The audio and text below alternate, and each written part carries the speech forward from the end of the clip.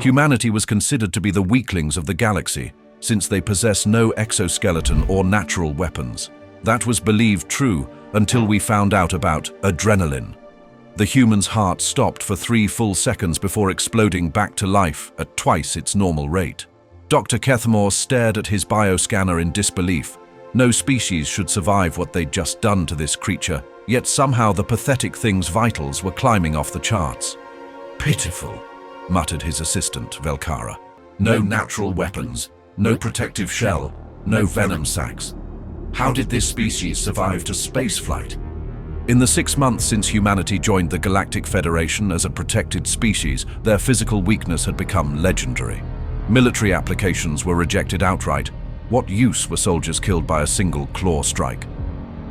"Begin stress response analysis," Kethmore ordered, activating the pain simulators. The human's vitals spiked. Heart rate tripled. The restraints, military-grade steel designed to hold armored warriors, began to creak. The human's eyes snapped open, pupils dilated black. His muscles bulged with impossible strength. The bioscanner screamed warnings as his metabolic rate increased 300%. "What's happening?" Kethmore backed away as the human systematically snapped the restraints. "There's a chemical compound," Velkara's voice trembled. "Something called adrenaline, triggered by extreme stress." The human sat up, restraints falling away like broken twigs. When he looked at them, there was something predatorial in his gaze. "Where am I?" the human asked, his voice deeper than before. "You're safe." Kethmore lied, reaching for the emergency beacon. "We're Federation scientists." The human moved impossibly fast.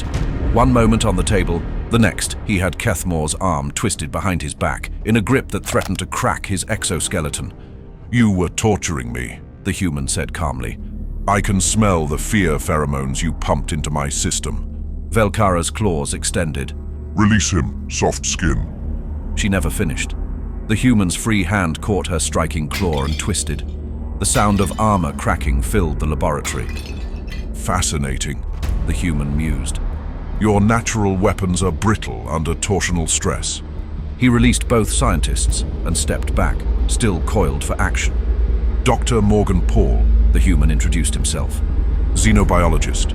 I volunteered for your study program." His smile was unsettling. "Though I wasn't expecting torture." Kethmore's scanner was still screaming. "Your readings are impossible. No organic system can sustain this without failure." "But we can," Dr. Paul said. "That's what your Federation got wrong.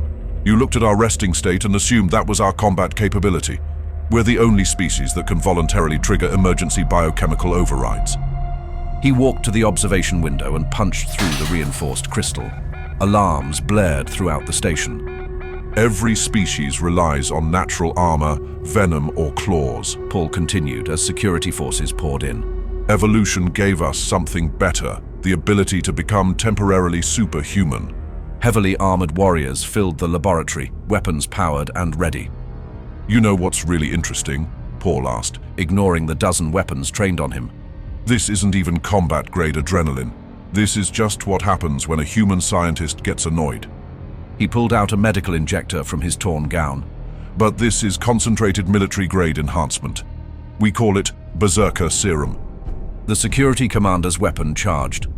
"Drop the device. Final warning." Paul smiled. "This isn't a threat. This is a demonstration." He triggered the injector against his neck. The bioscanner exploded as Paul's readings went beyond measurement. His muscles expanded visibly. His eyes became pools of predatory focus.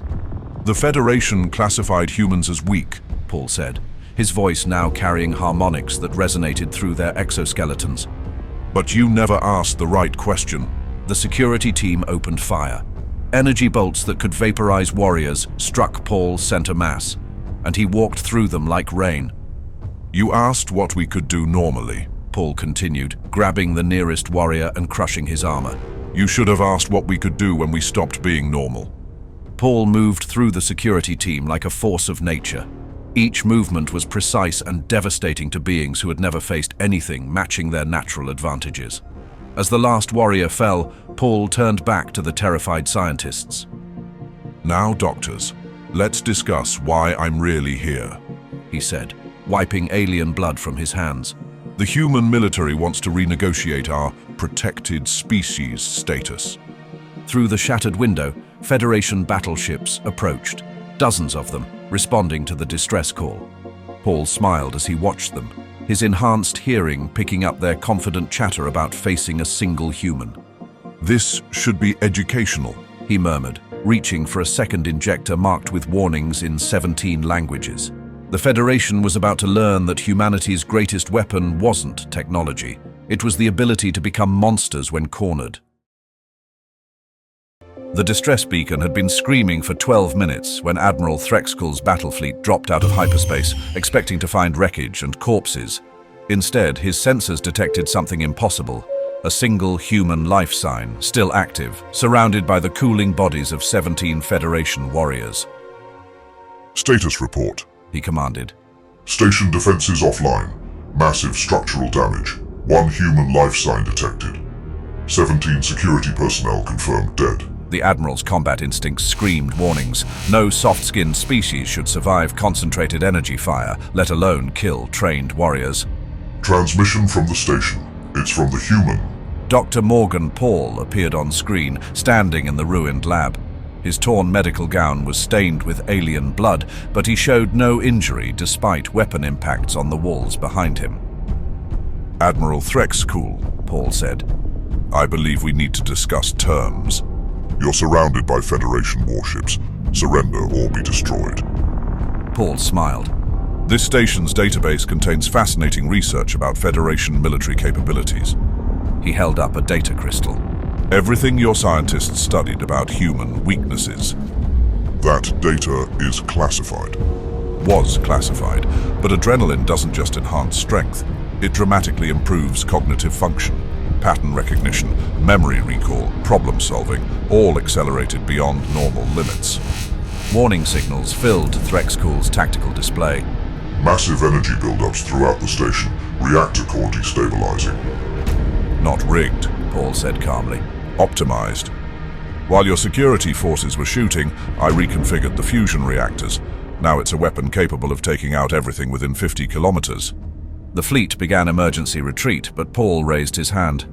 The reactors are stable, for now, but they're linked to my biometric signature. If my heart stops, or I fall unconscious. He shrugged. What do you want? A demonstration for the Federation Council. You've studied human weakness. Today, you learn about human potential. Paul opened a channel to the council chambers. Dozens of species representatives appeared in emergency session. Honored councillors, I'm Dr. Morgan Paul, speaking for the Human Defense Initiative. We'd like to discuss revision of our treaty status. High Councillor Zethara spoke first. Dr. Paul, you are holding a Federation station hostage. This is an act of war. No, Councillor. This is a job interview. Humanity has observed Federation military doctrine for 6 months. Every species relies on evolutionary advantages, armor, speed, venom, energy manipulation. But you've all become predictable, locked into patterns based on your biology. What's your point? Threxkull interrupted. Humanity's greatest advantage is adaptability. We can become stronger, faster, smarter through controlled biochemical enhancement. We can evolve ourselves in real time to meet any threat. Paul held up another injector marked with warning labels. Generation 3 enhancement, military combat grade. It optimizes every system in the human body for maximum performance. The human military has 5,000 volunteers ready for enhancement. The council chamber erupted in concerned chatter. This violates biological warfare treaties, Zethara protested. Not biological warfare, biological optimization. It's our natural biochemistry, just enhanced. Perfectly legal under Federation law. Threxkull's sensors detected new signatures approaching from the outer system. Multiple contacts, small ships, high velocity, heading directly for us. Paul's enhanced hearing caught the report. Ah, right on schedule. My colleagues from the Human Defense Initiative. 100 volunteer pilots, all currently enhanced to combat specifications. The tactical display showed approaching human ships, sleek, fast, bristling with unknown weapons. Shall we begin the demonstration? Paul said, his voice carrying scientific curiosity and predatory anticipation.